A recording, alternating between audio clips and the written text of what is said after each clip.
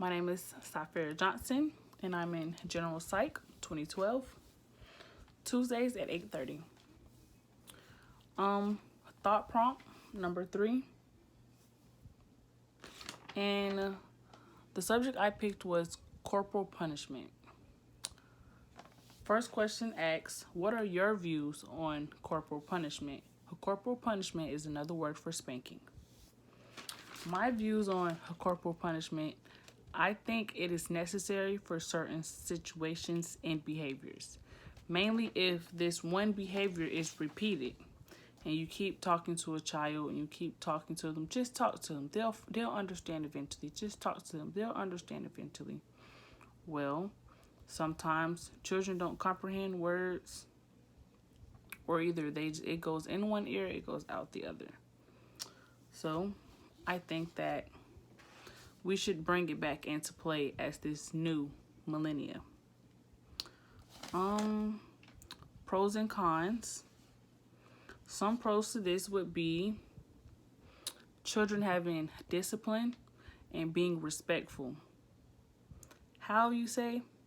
Well, when you spank your kids, they feel that pain in the back of their mind or in the back of their heart when they're about to do something wrong, or if they know that mommy wouldn't want me to do this or daddy wouldn't want me to do this, and if I do this, if I get caught, I'm going to get a whooping. If your child knows how that pain feel, they most likely would rethink their situation, their choice.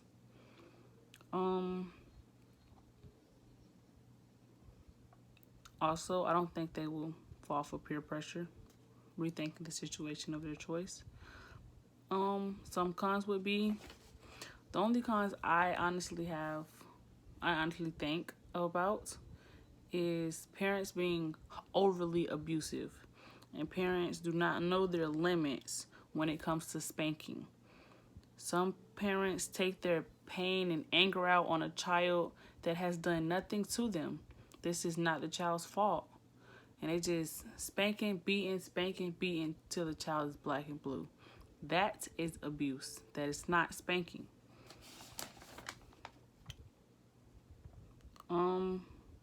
Another con would be a child can grow up broken from getting abused, thinking that they're getting spanked. Child can grow up broken from getting abused, and they don't have the proper judgment in life because each time they go and ask for advice or ask for help, they're being scolded. And for example, a common topic where we slip up at as our new millennia, we don't go talk to our parents about sex. And when a young girl come home pregnant, a parent is ready to beat on the child. Oh, da da da, you out there doing stuff you ain't supposed to be doing. That's a con to me.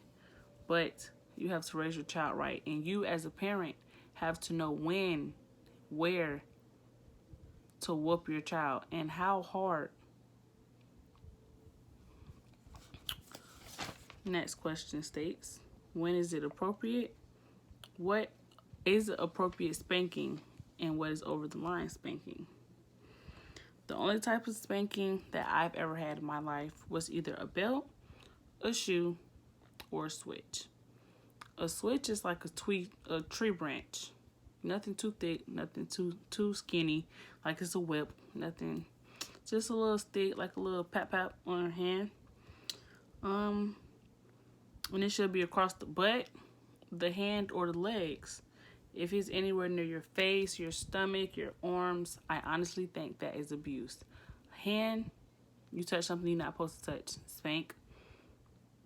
Legs, that's when a child trying to cover their butt. Whoop across their legs. But anything else to me would be considered child abuse.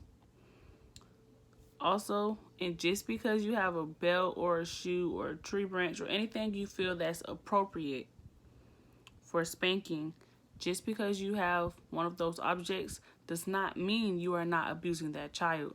You also have to know your limits when it comes to how hard you hit that child and the pressure and the force you put behind that belt or that shoe.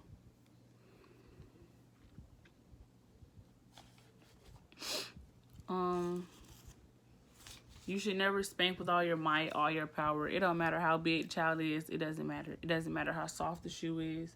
Well, I ain't gonna say it don't matter how soft the shoe is, but please do not put your all into spanking your child when you have a belt that's an inch thick and it's leather. No. You have to know the right amount of pressure to put. You got to know the right amount of swing, because it will get to a point where you're hitting the child so hard with that belt that it will be bruises everywhere. You go to school like, what's all these bruises? The teacher's coming to your door, knocking at your house. Coming to your house, knocking at your door. Correction. Asking you what's going on with your child. Because you felt since they didn't wash the dishes last night, they didn't do their chores, that you wanted to beat them. No. Let's not do that. What age is spanking appropriate? In my eyes, I think through the ages 5 and 16, maybe 5 and 15. Depends on what age you hit high school. But in my eyes, I think you should stop spanking children. Correction, let me take it back. You should start to spank your children at age of 5 because of the fact they start to comprehend and they start to understand what is going on. They know what you are saying to them. They know how to use the restroom. Sometimes they even know how to tie their shoes. They know how to say, I want this, I want that. They know how to speak and use their words. When a child is that age, they can be enrolled in school, meaning they're learning comprehension. They understand what is going on.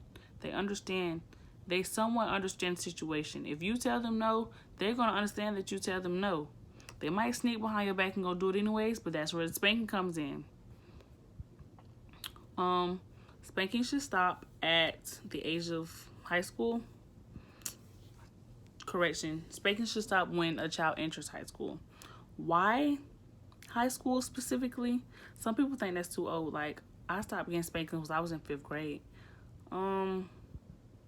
Peer pressure is a bully. And I honestly still got spankings up to the 8th grade. That's why I am who I am now. High school is when you're almost to the real world and it's time to think and make choices on your own.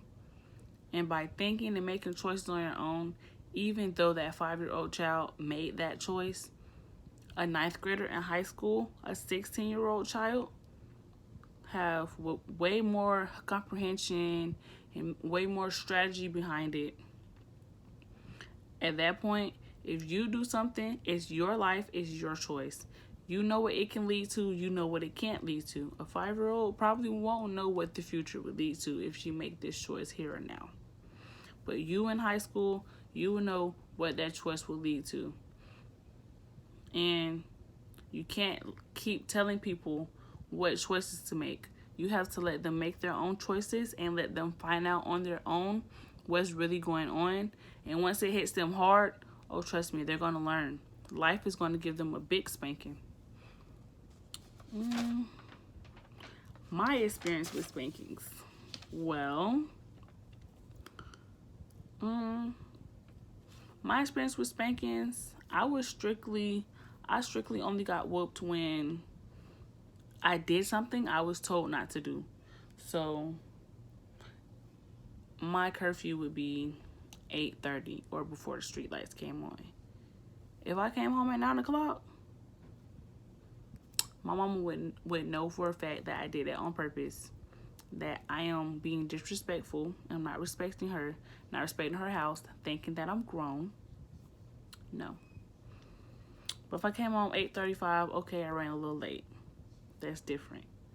My mom was never a strict mom. I never really got whoopings as a child. I was a good child. yes, I would whoop my child simply because it builds character, it builds structure. And again, if you don't whoop your child, I honestly think that just telling them something, oh, stop doing this, stop doing that. I work at a center with kids right now, currently. I can't put my hands on them, I can't whoop them. I kid you not, talking and using your voice has zero power. If I actually had a belt in my hand and their parents allowed me to whoop them, I bet you they listened to me on the first or second time. Yes, I'm going to whoop my child. But again, actions speak louder than words. So again, let me say it again, and I'm gonna beat your ass.